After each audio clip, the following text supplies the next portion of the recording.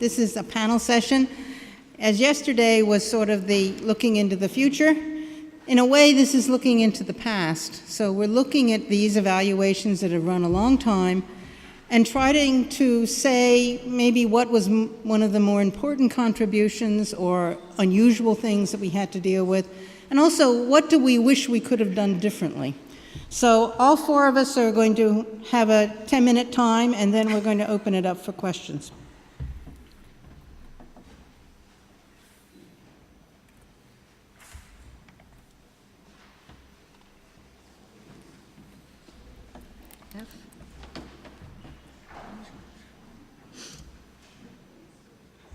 Thank you. So I'm going to start being the oldest and also the oldest of the group. So TREC's big evaluation issue was pooling, because we'd never been able to work with these huge collections before. Now, pooling is not new. It was suggested in the ideal test collection work, but it was a different kind of pool here. There they were trying to pool different types of mainly indexing methods. So you index documents in different ways and then you bring them together. And the goal was to have a complete set of relevance judgments. And I think it's the second item here, the total number, they actually did a year-long study trying to find out how many relevance judgments they had to make in order to have significant differences between the various methods. So I put the thing, this is a very old report, but it's in the old IR library, or will be. People were worried about this a long time ago.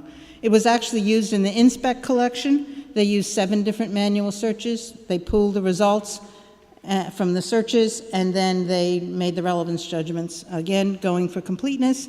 The CACM collection was using different SMART methods. They were then filtered, and that became the end result. Now in TREC, we had a slightly different pooling requirement, because we not only had to get the most complete set like everyone else, but we had to ensure that all the systems and all the runs were treated equally. So our pooling had to do with pooling across the different systems, and in this case they were mainly different search systems as opposed to different indexing systems. So this is Ellen's pooling slide that anyone who's been to TREC has seen about 1 million times. So you take each run, you take the top 100 documents or so, you put them together, and then you create these pools, and then you judge them. They have to be randomized, because you don't want all the good stuff first, and then the assessor's deciding at some point there's nothing afterwards. So they're basically alphabetized as a way of randomizing them. So one of the issues that we have, and have always had, is how complete is the relevance set? Because you're building a test collection that you assume people are going to use long after that set of judgments have been done. So we actually did some testing way back in TREC 3 and found that there were relevant, but there weren't enough to change the differences between the systems, and that topics with many relevant tend to have even more relevant, and therefore you want to build your topics very narrowly. So this is something we continue to do. Probably as important, or even more important, in terms of how valid this stuff is that the pools are not biased in any one direction. So if every system is going to miss some documents, it's not going to matter too much, because it'll just lower the scores relatively. But if some types of systems are very different and they're not going to have as many, they would have had other relevant documents no one else would have had, then you really have a problem. So this is important. And this actually then creates the issues that I want to mention about pooling. Ellen mentioned this morning the problem of scaling. This pooling stuff simply does not scale when you're talking about enormous amounts of data. First of all, there's no way they're going to be complete or anywhere near complete, but even more importantly, there's going to be a bias. I mean, there is a reason that people are only looking at the top 20, and that's because you can retrieve lots and lots and lots of relevant documents in these huge collections. And since it's easy to retrieve them, you can do really simple methods like use the title words, and you do very well. So there was a paper in SIG-IR a couple years ago showing that these pools were biased towards people using the title words only. This is not good in terms of knowing completeness, so pooling is failing there. There's the issue of how deep the pools need to be when there's less input. So suppose you're running in a language and you've only got 5 people who are willing to work in that language. How do you know how deep to judge these pools? Or when you have more similar, suppose your systems are all versions of the Okapi system.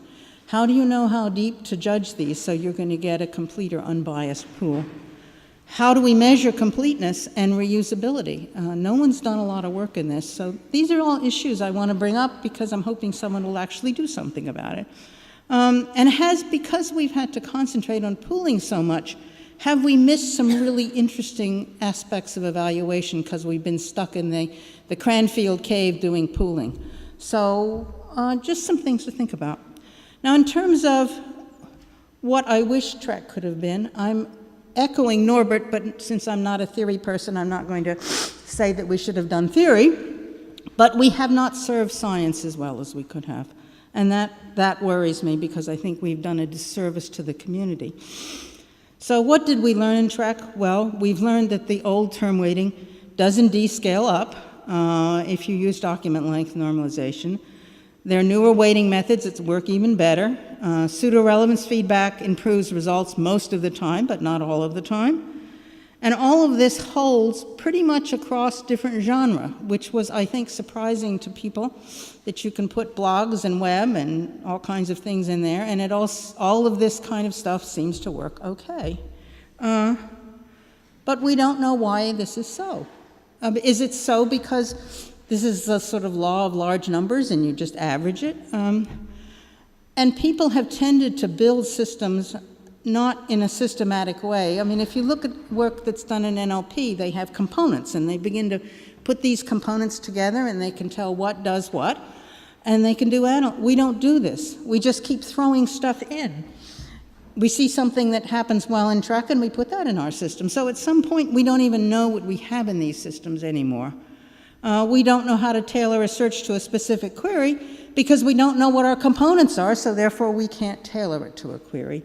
In other words, we're only engineers and we're not scientists, and I feel that this has been a disservice that TREC and the other evaluations in a way have tended to do. I want to show this as an example of things doing strange things. So this is the RIO workshop. I don't know if you can see, but you can surely see 2 lines going up at the top and 2 lines that head down to the bottom. What's going on here is we're doing pseudo-relevance feedback. The map scores are going on the y-axis, and the number of terms we're adding is going on the x-axis here. You can see that everything goes about fine till about 20 terms, and then one of the systems completely falls apart as you add more terms, and the other one does fine, completely ignores the fact that you added 100 terms instead of 20 terms. These are 2 different systems, and yet if you were doing this experiment, you wouldn't realize there's an interaction going on. And this is my comment, this is my kitchen sink kind of thing. We don't know really why this. We can make some guesses. One is city, the other is a language modeling system. They work on different principles. But we're not analyzing this, so we don't know how to fix our systems.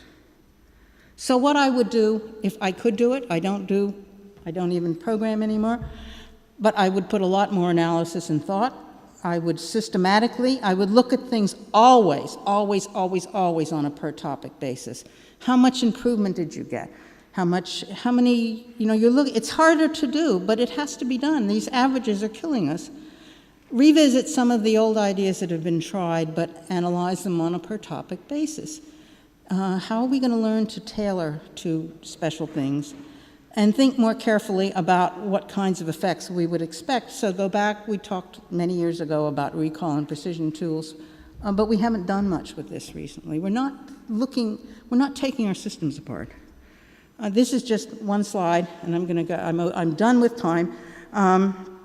These are just some old ideas. In TREC 6, lots of systems tried lots of different things that we have kind of forgotten.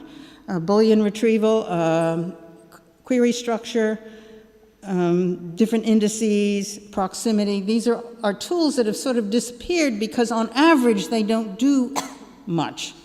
But on a per topic basis, they might be interesting to look at again. So that's my comment. And we will now hear Clay.